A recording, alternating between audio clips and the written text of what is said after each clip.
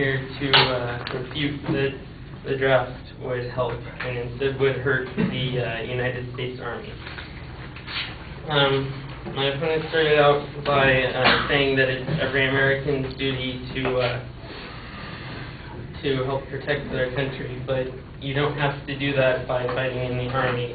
And in fact, a forced draft would be equivalent to slavery. You have, if you would not want to fight in a war, you would either have to lie or go to jail if you were against the war, but but didn't fit under any of the government's classifications for conscientious objectors. My opponent also claimed that poor people made up the majority of the Army, but according to 2000 census, the national median income for all U.S. households was $41,994. That year, the recruitment median income was $41,141, which is lower, but in 2003, the number rose above the median to $42,822. So that means that after the September 11th attacks, more wealthy people signed up for the Army. And in fact, the number of poor enlistees have been dropping. It was 18% in 1999, down to 14.6% in 2003, down to 14.1% in 2004, and finally 13.7% in 2005, according to Tim Kaine from the Heritage Foundation.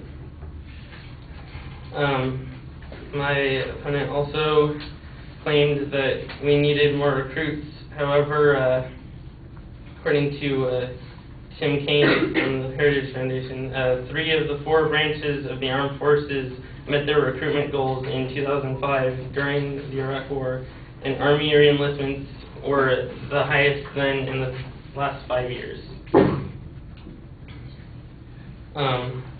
Also, a draft would bring in a larger quantity of soldiers. However, in today's Army, the quality of their training is more important than the number of soldiers.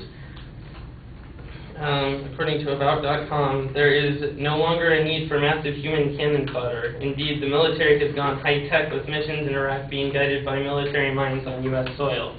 So we would want fewer people trained for longer amounts of time as opposed to more people that are only in for 2 years.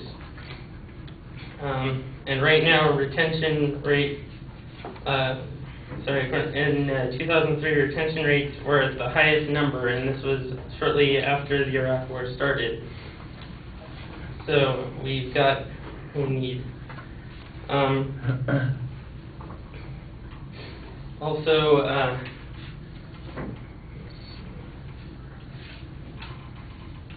draftees, of course, would more likely be resentful. According to Fred Kaplan, writer for Slate.com, an army of draftees would include many bright, capable, dedicated people, but it would also include many dumb, incompetent malcontents who would wind up getting more of their fellow soldiers killed.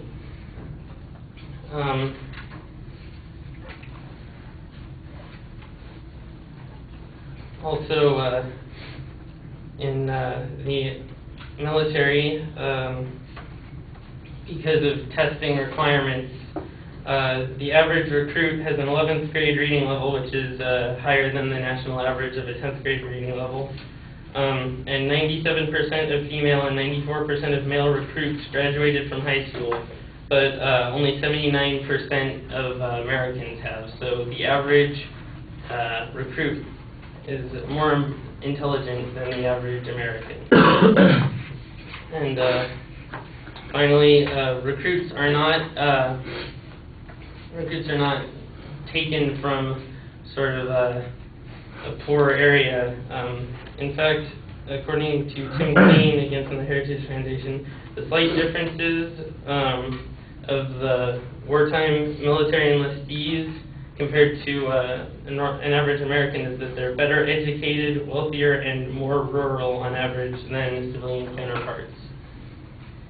So for the most part, they're pretty representative of the average American. Thank you.